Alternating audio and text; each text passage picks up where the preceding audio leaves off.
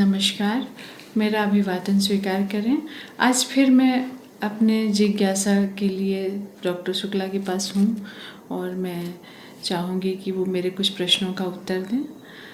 तो सर, आपका स्वागत है और आप हमें सेल्फ मोटिवेशन का क्या महत्व है? देखिए, ऐसा है, मोटिवेशन के विषय में तो हमने प्रायः सुना है और ऐसा हो भी रहा है। आप देख रहे हैं बहुत से संस्थान, बहुत से व्यक्ति, बहुत से कोचिंग संस्थान भी हैं, ये मोटिवेट करते हैं, छात्रों को मोटिवेट करते हैं। कुछ साधु संत हैं जो अपने भक्तों को मोटिवेट करते हैं, अपने शिष्यों को मोटिवेट करते हैं। तो ये मोटिवेशन तो आपने सामान्य रूप से सुना ही होगा और ये होता आ रहा है। कहीं सशुल्क होता है, कहीं बिना शुल्क के भी होता है, कहीं किसी दक्षिणा से हो जाता है, पर ये सब होता रहता है किसी न किसी प्रकार से। और कहीं कहीं इस प्रकार का मोटिवेशन भी होता है कि कुछ हीरो हैं, जो समाज में कुछ हीरो वर्शिप चलती है, कुछ इस प्रकार के कोई बड़े योद्धा हुए, कोई बड़े सफल व्यक्ति हुए किसी क्षेत्र के, तो कोई सफल खिलाड़ी हुआ, तो उसे भी लोग उससे भी मोटिवेट होते हैं, उसकी कहानियों से, उसके आदर्श को पढ़ करके मोटिवेट होते हैं। लेकिन जो तो सेल्फ मोटिवेशन है, सेल्फ मोटिवेशन एकदम अलग विधा है। और सेल्फ मोटिवेशन ऐसा है कि जो एक तो दो प्रकार के इसके लक्षण हैं। पहला लक्षण यह है कि इसमें पर निर्भरता नहीं है, यह आत्मनिर्भर है, स्वतंत्र है। और जो भी अवधारणा या जो भी सिद्धांत स्वतंत्र होता है, वह अपने आप में एक उसकी क्वालिटी है कि वह स्वतंत्र है, किसी पर निर्भर नहीं करता। तो एक तो निर्भरता इसमें नहीं है। दूसरी बात यह है कि जीवन के किसी भी क्षण में आप अपने दिन में, रात में, जिस भी समय आप जगे हुए हैं, जिस समय भी आप जागृत हैं, उस समय आप अपने को वैचारिक स्थिति अपनी जो है, जिस समय भी आपकी जागृत है, उस समय आप अपने को मोटिवेट कर सकते हैं। तो इसमें कोई समयबद्धता भी नहीं है। तो ना तो समय की बाध्यता है, ना किसी अन्य व्यक्ति की बाध्यता है, ना किसी शुल्क की बाध्यता है, या किसी भी समय कोई भी व्यक्ति अपने को मोटिवेट कर सकता है। तो इसलिए मुझे लगा कि यह जो तकनीक है, यह सर्वसुलभ है और इसका प्रयोग हमें करना चाहिए। यह सामान्य मोटिवेशन से भिन्न है? बिल्कुल बिल्कुल। जैसा मैंने बताया, एक तो जो मोटिवेशन दूसरा होता है, उसमें निर्भरता होती है अन्य व्यक्ति की, या अन्य प्रकार का कोई आदर्श भी है तो वहाँ भी अन्य व्यक्ति की बाह्य निर्भरता होती है। दूसरी बात यह है कि उसमें समयबद्धता भी होती है कि किसी समय विशेष में आपको कोई मोटिवेट कर रहा है। फिर तीसरी बात और ये होती है कि जिस वैचारिक क्रम में आप मोटिवेट होते हैं, उस क्रम में जब आप स्वयं होते हैं, जिस समय आप प्रवृत्त होते हैं मोटिवेट होने के लिए, उसी समय आप मोटिवेट हो पाएंगे। आप ऐसा नहीं है, देखिए, मोटिवेशन जो बाह्य होता है उसमें ऐसा नहीं है कि वह मोटिवेट करने वाला व्यक्ति पर है, आप स्वयं भी हैं जो मोटिवेट होने गए हैं। तो आपका मन और उसका मन जब मिलता है तब आप मोटिवेट होते हैं, अन्यथा नहीं होते। अच्छा सर, आप ये बताएं कि ये रोज़मर्रा के जो जीवन के लिए आवश्यक है, या जीवन के किसी खास मुकाम को हासिल करने के लिए मोटिवेशन?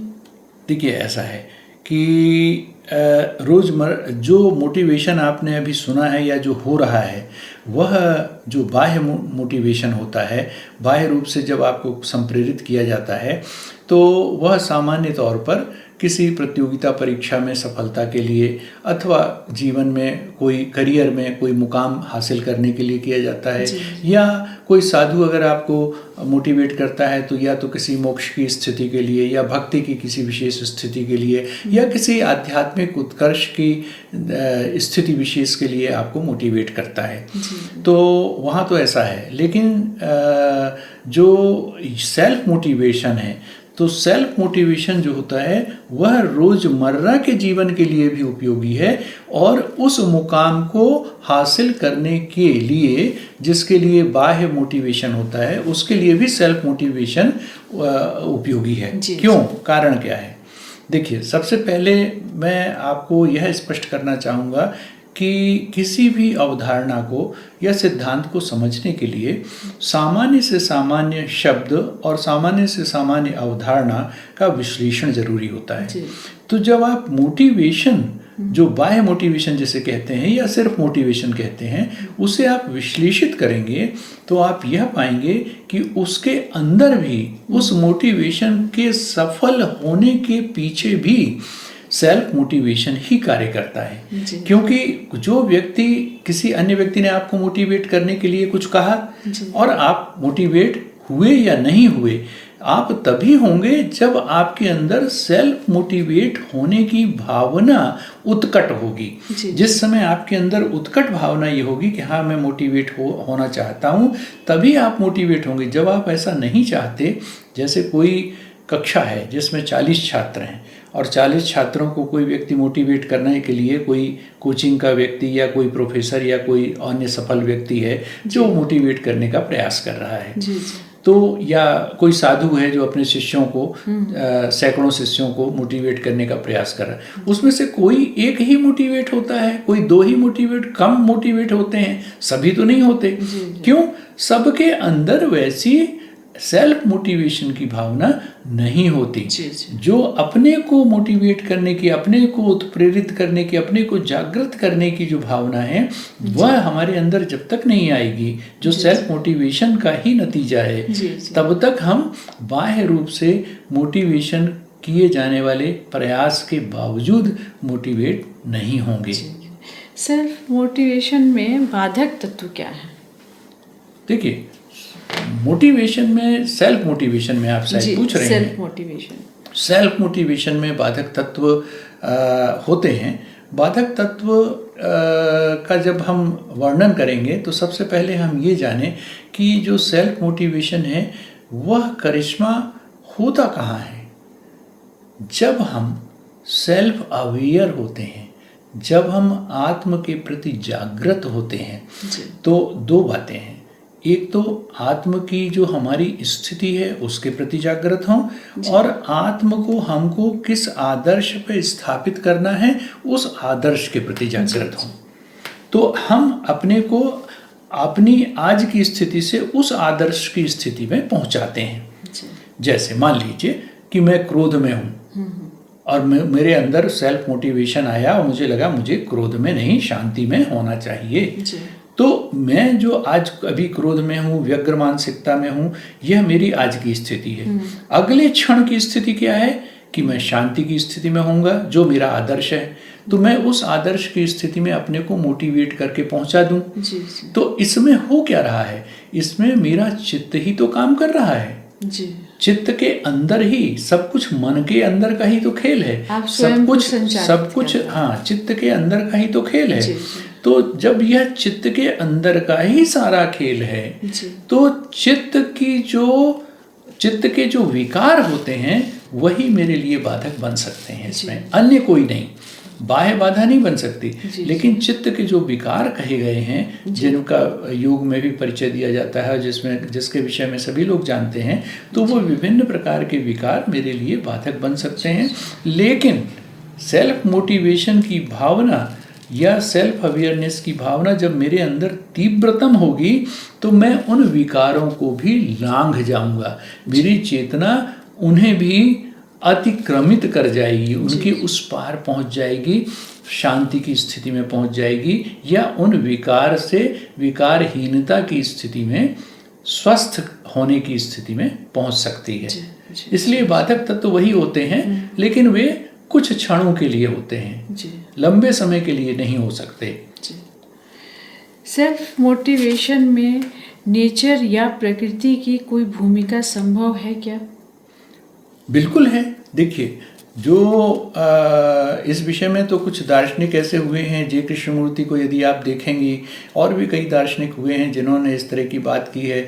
जे कृष्णमूर्ति ने जहाँ मेडिटेशन की बात की है, सेल्फ अवेयरनेस की बात की है, तो आप देखेंगे कि जो नेचर होता है, नेचर में जो हम विकास देखते हैं, नेचर में जो हम किस धनात्मकता, सकारात्मकता देखते हैं, नेचर में जो हम सौंदर्य देखते हैं, तो वह सब हमें प्रभावित करता है। तो यदि सवाल ये है कि नेचर के बीच में रहे आना और नेचर को अनुभव करना, दोनों में बहुत फर्क है। कोई आदमी वृक्षों से घिरा है या किसी उपवन में टहल रहा है और मन उसका कहीं और है, तो इसका अर्थ नहीं है कि वह नेचर का लाभ ले रहा है। उसका मन भी जब उसी जगह है, जब मन भी उसी तरह जैसा मैंने जय कृष्णमूर्ति के मेडिटेशन का उदाहरण आपको दिया था, जिस प्रकार से हम उसमें जब पूर्ण रूपेण एकदम विचार विहीन होकर के शुद्ध रूप से उस सेंसेशन का अनुभव कर रहे हैं, जब उसमें चेतना मेरी पूर्णतया निमग्न है, उस समय हम उससे भी अभिप्रेरित होते हैं, उससे भी हम वह आत्म प्रेरण लेते हैं जो सेल्फ मोटिवेशन का रहस्य है। तो नेचर या प्रकृति भी हमें उस दिशा में प्रेरित करती है। सिर्फ हमारे सकारात्मक भाव होने जरूरी हैं। देखिए, हमारे अगर सकारात्मक भाव होंगे, यदि हम अवेयरनेस की तरफ झुके रहेंगे कि हम अपने सेल्फ अवेयरनेस को ज़्यादा महत्व दे रहे हैं, तो उस स्थिति में हम निश्चित तौर पर यह मान के चलिए कि सेल्फ मोटिवेट होने के क्षणों को नहीं गंवाएंगे। अन्यथा संभव है कि हम उसी नेचर से घिरे रहें, उन्हीं परिस्थितियों में रहे आएँ, फिर भी हम मोटिवेट ना हों। यह संभव है। अब मेरा प्रश्न है कि सेल्फ मोटिवेशन का मनोरोगों से कोई संबंध है क्या?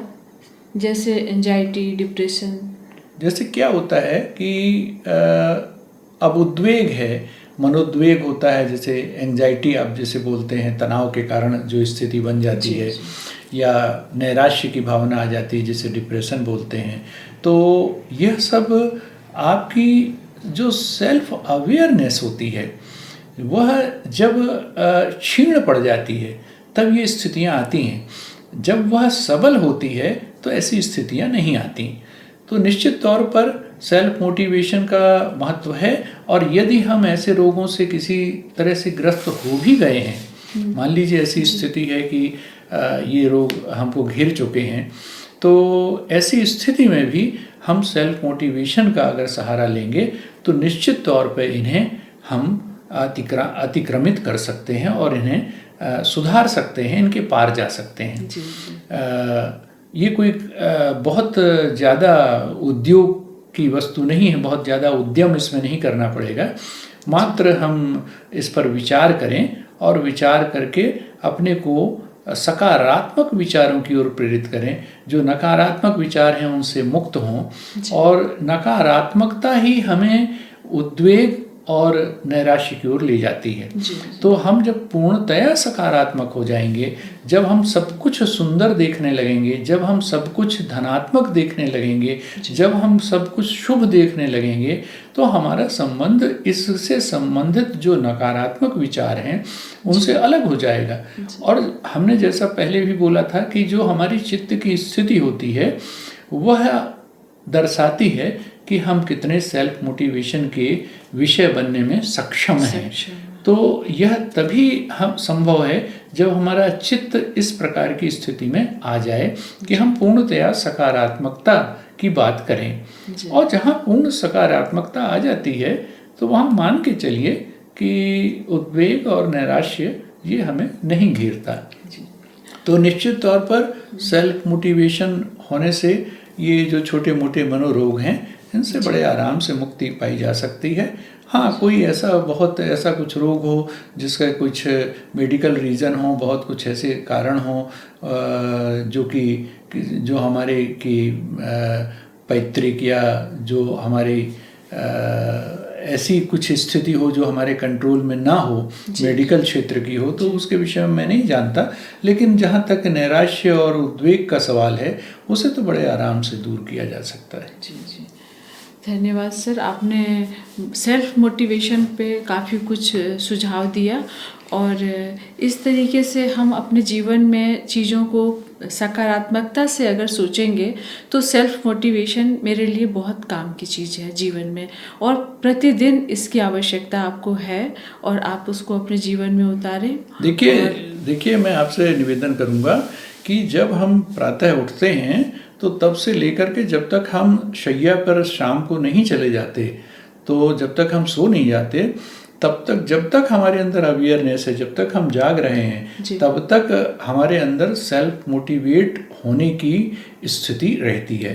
और प्रति क्षण हमें ये कोशिश करनी चाहिए कि प्रति क्षण को, जो पिछला क्षण है उससे हम बेहतर बनाएं। प्रतिदिन को नहीं, प्रति क्षण को। जो पिछला क्षण है हमारा, उसमें यदि हम दुखी थे तो अगले क्षण ना रहने का प्रयास करें। यदि हम कुछ ऐसे रोग में भी, रोगग्रस्त भी हैं, किसी पीड़ा में भी फंसे हुए हैं, तो भी हम कोशिश करें कि उसमें भी जितनी सकारात्मकता संभव है उतनी सकारात्मकता से हम जिएं, और यह कोशिश हमारी प्रतिक्षण चलनी चाहिए।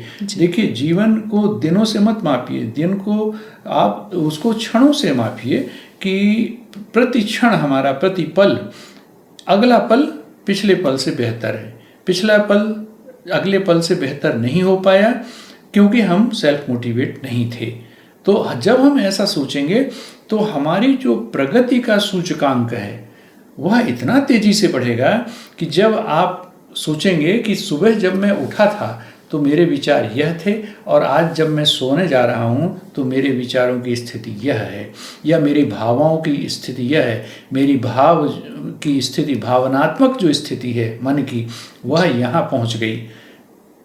तो यह जो प्रगति है इसे आप नोटिस करेंगे। तो प्रति क्षण हमें अपने प्रति अवेयर रहते हुए सेल्फ मोटिवेट होना है। देखिए, जब तक हम अवेयर नहीं हैं, जब तक हम अपनी कमी को नहीं जानेंगे और आदर्श स्थिति को नहीं जानेंगे, तो हम मोटिवेट कैसे होंगे? भाई, कमी वाले अणु से हमें किस अणु पे पहुंचना है? हमें कमी वाले बिंदु से उस बिंदु पे पहुंचना है जिसमें हमारी आदर्श की स्थिति है। तो यह कमी वाला बिंदु और आदर्श का बिंदु, यह प्रतिक्षण आता है। यह साल महीने में नहीं आता है, यह प्रतिक्षण आता है। तो प्रतिक्षण हमको अपने को बेहतर, जैसे पिछले क्षण में हम कम खुश थे, इस क्षण में हम ज़्यादा खुश हों, अपने को खुश रखने का प्रयास करें। पिछले क्षण हम क्रोधित थे, इस क्षण हम अक्रोध की स्थिति में आए। पिछले क्षण हम किसी की निंदा के या किसी के विरुद्ध सोच रहे थे, इस क्षण हम उस सोच से मुक्त हो जाएं। किसी के आलोचना से मुक्त हो जाएं, किसी के अपयश की चर्चा या हमारे मन में वह विचार ना आए। तो यह सब मोटिवेशन होता है, सेल्फ मोटिवेशन। और यह सेल्फ मोटिवेशन एक प्रक्रिया है जो हमारे जीवन में सतत चलती है। तो और सतत ही चलने के कारण हमारी जो प्रगति है वह प्रतिदिन नोटिसेबल होती है। जब भी हम रात को जाएंगे और एक बार ध्यान करें और सोचें कि आपने दिन भर क्या किया, या आपने कुछ प्रगति की कि नहीं, आपने अपने को मोटिवेट किया कि नहीं। क्योंकि वहाँ कौन है गुरु आपका? आप ही अपने गुरु हैं। प्रतिक्षण आप अपने गुरु हैं, और प्रतिक्षण आप अपने को उन्नत कर रहे हैं। और यह उन्नति मन ही करता है और मन में ही घटित होती है। मन ही करता है और मन में ही घटित होती है। देखिए, सारा करिश्मा भी वही है।